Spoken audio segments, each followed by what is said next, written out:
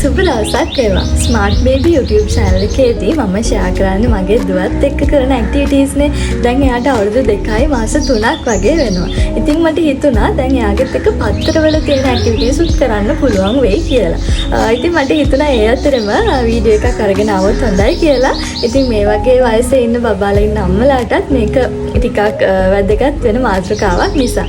ඉතින් එහෙමනම් අපි වීඩියෝ එකට යමු. මුලින්ම කියන්නේ මම තෝරගත්ත පත්තරේ මොකක්ද කියලා මම තෝරගත්තේ මෙන්න මේ පිළිඳු කියන පත්තරේ. මේක පෙරපාසල් දරුවන්ගේ මාසික සංග්‍රහව කියලා තියෙන්නේ. හැබැයි මේ පත්තරේ කන්ටෙන්ට් එක බලනකොට මට තේරුණා මේක මගේ දුවත් එක්කත් කරන්න පුළුවන් ඇක්ටිවිටීස් තියෙනවා කියලා. ඉතින් තෝරගත්ත ඇක්ටිවිටීස් ටිකක් තමයි මේ වයස බබාලත් එක්ක අපිට කරන්න පුළුවන් මේ පත්තරේ.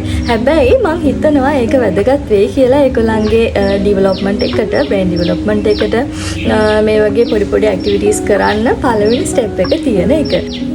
මුලින්ම මේ පත්තරේ තියෙනවා ස්ටෝරි එකක්. මම ඒක අරගෙන කපා ගත්තා. දැන් බබාලට අවුරුදු 2 බබෙක්ට මේ වගේ පත්තරයක් පෙරලන්න තරම් ලොකු ඉවසීමක් නැහැනේ. ඒගොල්ලෝ ඉතින් ඉරෙනවා. ඉතින් හොඳට ඒක පෙරලලා බලන්න බැරි නිසා මම මේක කපාගෙන මේ වගේ කාඩ්බෝඩ් එක අලවගෙන මේ වටේටත් සෙලෝ ටේප් එකක් අලව ගත්තා. එතකොට එයාට ටක් ගාලා ඉරන්න අපහසු වෙන නිසා. ඉතින් මේ කතන්දරේ හරිම චූටි කතන්දරයක් නේ. මේක රූප දිහා බලාගෙන අපිට කියලා දෙන්න පුළුවන් සිංහල ඉංග්‍රීසි දෙකෙන්ම.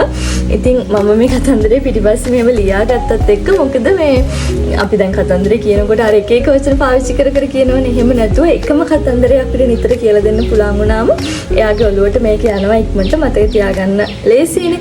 අන්න ඒ නිසා ඊළඟට මේ පත්තරේ තිබුණා මෙන්න මේ වගේ කඩදාසියල්. ඉතින් මේකත් ඒගොල්ලන්ට කරන්න පුළුවන් නේ. මොන්ටිසෝරි යන වයසක් වෙනකන් ඉන්න ඕනේ නැහැනේ. මේකෙදිත් මම කරේ මේ වගේ චූටි කැලි ඉරලා දුන්නා එයාට. දැන් අවුරුදු 2කමාරක වගේ බබෙක් නම් ඊට වඩා වැඩිමල් බබෙක් නම් චූටි කැලි වලට ඉරා ගන්නත් ඒගොල්ලන්ට පුළුවන්. ඉතින් ඒ වගේ කොලයක් දීලා ඉරා ගන්න දීලා දැන් මම කරපු දේ නම් චූටි කැලි ඉරලා දීලා එයාට ගොඩාක් ඉරුවෙත් නැහැ. කැලි 3-4යි මුලින්ම දෙන්නේ. නැත්තම් එයා ඒ වැඩේ කරන්නේ නැහැ. ඉතින් ඉරලා මම ගම් ඩොට් එකක් තියලා මම එකක් අලවනවා. එහෙම අලවනකොට එයාත් ඊගාට ගම් ඩොට් එක තියලා දුන්නාම ඔන්න එයාත් බලාගෙන ඒක කරනවා. ඉතින් මේ විනාඩි 2-3 එක තැනක ඉන්නේ මේ යාළුවෙක් එක. ඉතින් මම ඒක ෆිල් කරන්න ගියෙත් නැහැ ලොකුවට. පොඩ්ඩ වෙලාවක් කරනවා. ඒගොල්ලන්ට ඇති වෙනවා. හැබැයි මම ප්‍රෙෂර් කරන්නේ නැහැ. එයා ආසාවෙන් කරන තරමක් කරන්න දීලා ඉතුරු ටික අයින් කරලා දානවා. තව මේ වගේ ඇක්ටිවිටි එකක් තිබ්බා. ඒකත් මම කපලා මේ වගේ කාඩ්බෝඩ් එක අලවගෙන තියෙන්නේ. ඒකේ තියෙන්නේ මෙන්න මේ කොටස් ටික යටින් තිබ්බා මැච් කරන්න. මම කරේ මේ කපලා මේක යාට මෙන්න මේ විදිහට උඩින් තියන්න පුළුවන් විදිහට හදලා දීපු එක. ඉතින් මේ වගේ ඇක්ටිවිටීස් උත් ඒගොල්ලන්ට හරියටම කරන්න බෑ. මේක හරියටම මේක උඩින් තියන්නේ නෑ.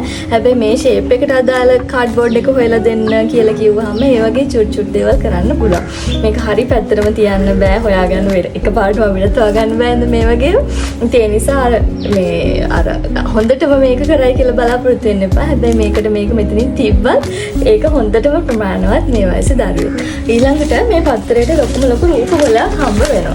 තේරෙනවද? ගොඩක් ලොකු රූපගොල්ලක්. මේකෙත් මේ මල් වර්ග වෙන මෙයාට අඳුර ගන්න බෑ. හැබැයි මම මේකෙදි කරේ බබත් එක්ක මේ මල් වර්ග වල කලර්ස් කතා කරා. පුතා රෙඩ් කලර් ෆ්ලවර් එකක් පෙන්වන්න, yellow කලර් ෆ්ලවර් එකක් පෙන්වන්න. අන්න ඒ වගේ අපි කලර්ස් තමයි මේ පත්තරෙන් කරේ. මේකත් අරගෙන තියාගන්න පුළුවන්. දැන් මේ ඊගාවට ආපු පත්තරේ නම් තිබුණේ ඇඳුම් ගැන. ඒකේ සාරි, ගවුම, සරම ඔය වගේ ඉතින් ඒව ඒගොල්ලන්ට ටිකක් ඇඩ්වාන්ස් වැඩිනේ. ඒ නිසා මම ඒක මම යාට දුන්නේ නෑ. මේ පත්තරෙන් ඉතින් ගන්න පුළුවන් වැඩක් ගත්තා. ඒක එහෙමම තියලා.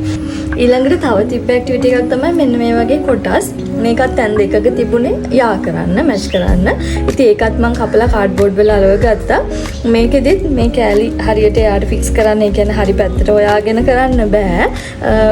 හැබැයි මේ හරියට දැන් මේක ට්‍රී එක, මේ කා එක, තව තිබුණ එක කොටසක් මේ වගේ මේ ගර්ල් කෙනෙක් ඒ වගේ අපි කතා කරා. මේ කැල් දෙක මම ෆික්ස් කර කියන්නේ හරියට මැච් කර ඒ වගේම බබාටත් කරන්න කිව්වහම සමහර වෙලාවට මේ කලර්ස් දෙක හරියනේ. මේ කලර්ස් දෙක ඒගොල්ලෝ මැච් කරලා මෙහෙම උඩින් තියනවා. ඒත් හොඳටම ප්‍රමාණවත්. ඉතින් අවුරුදු 1 බබෙක් නේ මම ඒකයි කිව්වේ මේගොල්ලන්ට කරන්න පුළුවන් මට්ටමේ ඇක්ටිවිටීස් අපි තෝරගන්න ඕනේ අම්මා කෙනෙක් විදියට කරන්න පුළුවන් වෙයි කියලා හිතෙන. ඒ වගේම මේක කිසිම අර සතුටින් ඒගොල්ලන්ට කරන්න ඕනේ ප්‍රෙෂර් කරන්න නැතුව ස්ට්‍රෙස් වෙන්නේ නැති වෙන්න ආසාවෙන් කරන්න පුළුවන් වෙනවා. ඉතින් නෑ මේක නෙවෙයි මේ පැත්ත තමයි හරි පැත්ත ඔහොම නෙවෙයි කියනවට වඩා එයා මේ දෙක එක ළඟින් තිබ්බනම් ඒක අපි අගය කරන්න ඕනේ. එතකොට තමයි ඒගොල්ලෝ තව ඒවා කරන්න ආස වෙන්නේ.